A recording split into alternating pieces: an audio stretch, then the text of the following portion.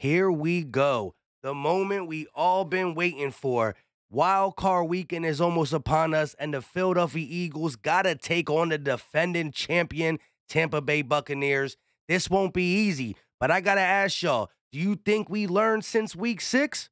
Let's find out. This is Philly Talk with Philly Mike. Talking sixes in the bird gang, that's our life. Competition, we ain't scared, yeah, that's what we like. Win or lose, you know we showing up and we gon' fight. You see we strive for the sky every day that go by. And every single week we scream and fly, Eagles fly. This is Philly Talk with Philly Mike, yeah. This is Philly Talk with Philly Mike, yeah. What is going on, everybody? I go by Philly Mike, and this is the Philly Talk Podcast, and today we got a lot to talk about, and we're even going to hear what Tom Brady had to say about playing the Philadelphia Eagles in the first round. But before we do that, Eagle Nation, help your boy out and hit that like button, subscribe if you are new, and ding that notification bell so you know when these videos are dropped. Keep that roots going, baby! Roots on 3, 1, 2, 3, roots! We gonna need that energy. It's brought us all the way back from 2-5 to 9-8, the first playoff game under Nick Sirianni and Jalen Hurts, and we got to go out swinging.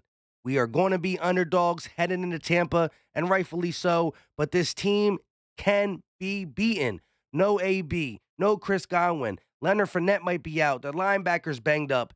They are going through a lot. They do got Tom Brady, and he's the biggest obstacle to get past. He carved us up in week 6. But I think we had to learn from that. I did.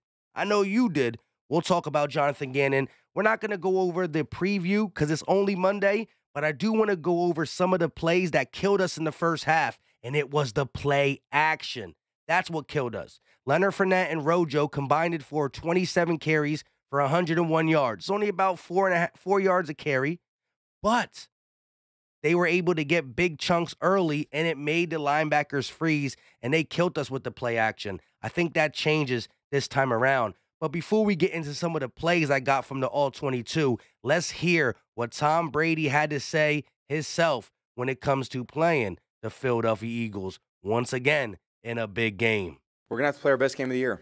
I mean, this is a toughest opponent all year. You know, we're playing a team that's very talented. They make it to this point for a reason, and we got to do everything we do to get the win. I mean, this is a football team that's been playing really well. Good on offense. They got a very good defense, good front. Been very healthy. It's going to be a very tough game. There you go. The modest Tom Brady talking about our front.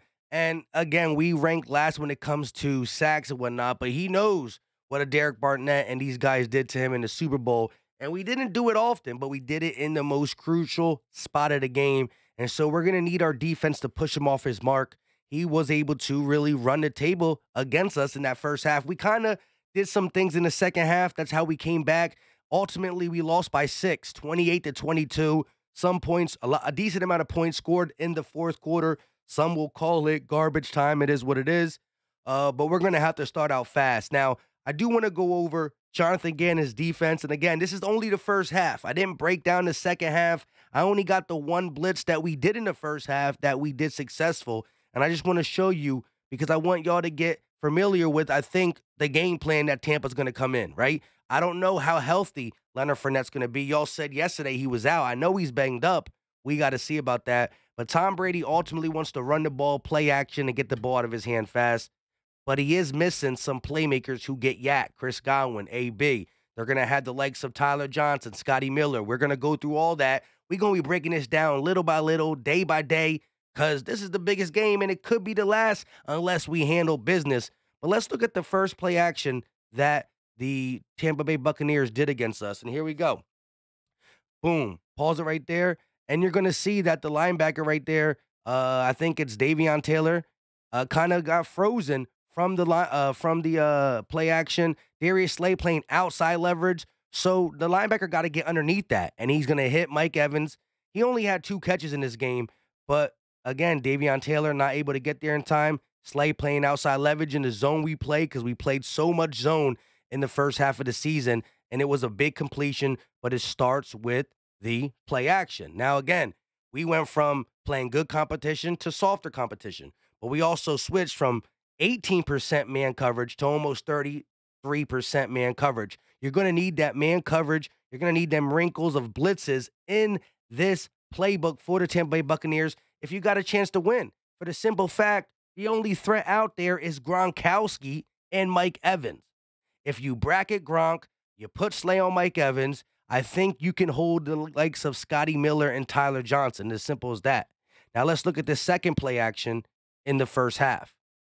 And actually, to be honest, this is the first quarter and a half. I didn't even finish the half. I got a lot of stuff I got to do today, and I do want to break down the offensive side of the ball and more of the defense side of the ball, but I think we're going to save that for GOAT Talk because I think I finally know how to do it live, and maybe me and LB can be live and we can put these plays on the screen.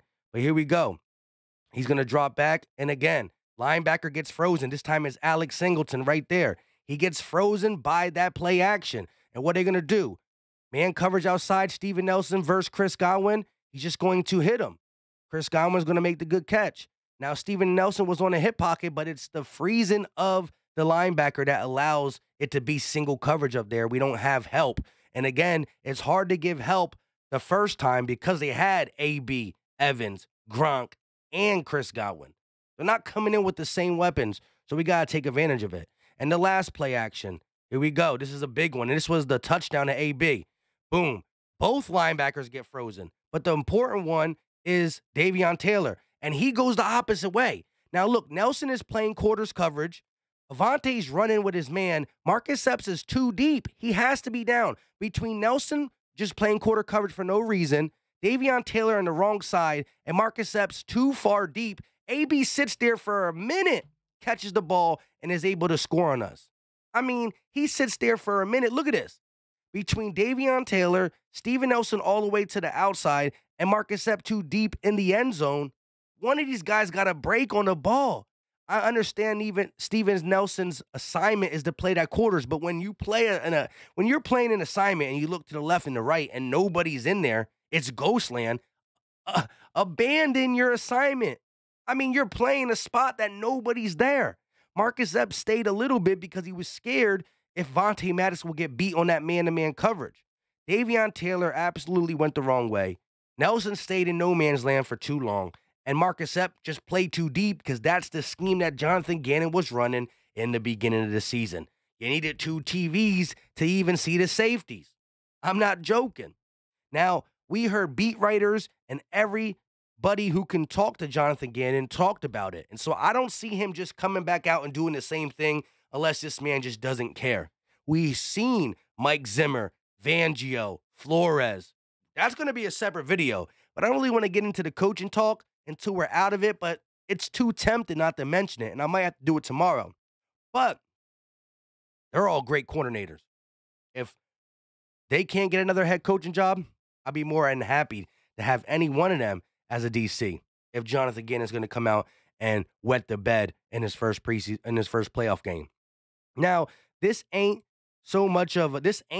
play action, but Brady started seeing what the play action was doing, and then what'd he do? He got weapons. He spread us out. Where was the weakest link? The linebacker position. Davion Taylor. Again, he started stepping up later in the season, but he was getting exposed this game. You're going to see here, spread concept, one-on-one, Davion Taylor versus Cameron Bate, or one of their tight ends. I'm not sure. One-on-one right there. Davion Taylor hesitates too long. Easy catch, easy first down.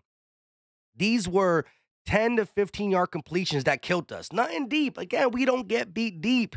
But when you're getting that 8-yard pass, 10-yard pass, 8-yard pass, 12-yard pass, it's first down after first down after first down, run ball, run ball, run ball, first down catch, first down run, first down catch. It's just dying by 1,000 cuts instead of just the one big one. And that was happening. Brady used the play action, used the run game, and then spread us out and took care of our intact our weakness, the middle of the field and the linebackers. But we have been better with showing help, bracketing. And then the one third down that I believe we got off the very first third down we got off the field that kind of changed it because we did get him off the field a couple more times. I saw in the first half, I think we stopped him 2 times. And then at the end of the quarter, we almost stopped him, but then we threw a pick. So, yeah, it was 3 times we stopped him They got the ball back quick because we threw a pick. But the first one was beautiful. Again, right here, you get them in a 3rd and 6. Now, this is communication. We're going to need to see these wrinkles. 3rd and 6, and here you go. You see Anthony Harris in the box. You see Davion Taylor right there on the left. 2 linebackers. Both of them are going to blitz. Now watch, Brady's a smart player. And so when you blitz and you don't get home, we didn't get home. Brady sees AB curling right where the linebackers would have been, where Harris and Taylor would have been. So what does Brady do? He throws it. Now McLeod comes down from his spot and makes the big time hit, and that is able to keep AB from crossing the first down marker, and 3rd and 6 turns into 4th down, and we get the ball back, right? So this was a game that the Eagles scored and the Tampa Bay Buccaneers scored. We both scored on our first possession, but then the Eagles offense got cold, and the Tampa Bay offense didn't get cold. So we're going to need to get some 3 and outs. If it's 3rd and 6 plus, you're going to have faith in your guys to man up. Maybe some zone spots, maybe some man spots, and send that blitz. If it doesn't get home, Brady, being a guy who's seen everything, is going to be able to get the ball into his playmakers' hands. No AB again. No Chris Godwin. So you got to group tackle. Ronnie McLeod saw that, came up, and made a hit. Now, again, I think it would have been a lot easier for Ronnie McLeod if he wasn't so far back. Did you see how far back he was? Let's look at that play one more time. Let's look at this play one more time. Again, Ronnie McLeod is at the logo. He's at the logo. He's like almost 20 yards off the line of scrimmage. So again, we blitz. AB goes right behind the blitz. You see the guy in front of AB. He could step in there a little bit more, maybe get a hand in that, but our linebackers were sus in the beginning of the season. So here we go. He still makes up. Again, that is some closing speed for Ronnie McLeod. Beautiful hit. But if you're playing a little bit more aggressive up, things could happen. Maybe a linebacker gets a hand in there. And we did pick Brady off one, so we just got to come out and play our game. Again, I think Jonathan Gannon is the weakest link. That's why we're going over some of this. We'll break down more tape.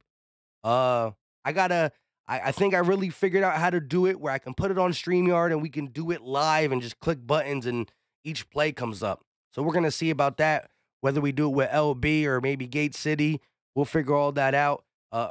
And Philly Fresh, of course, Battle Birds podcast. But, man, it's Wild Card Weekend. Let me know your thoughts in the comment section. Do you believe we learned? Is Brady scared of the Philadelphia Eagles? I don't know, man. We got a lot to talk about. Like I said, Vic Fangio, Brian Flores, Mike Zimmer. Great defensive coordinators.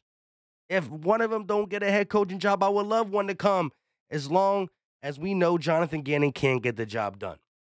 Not trying to sell anybody out too soon. But again, once again, he's the weakest link to me. And if these guys can't get jobs, we might have to offer one of them. They're all great defensive coordinators. With that being said, leave all your thoughts in the comment section. If you're new to the channel, hit that subscribe button. Just cross 17K. Appreciate y'all. All the love and support. And until next time, y'all know what time it is. We out.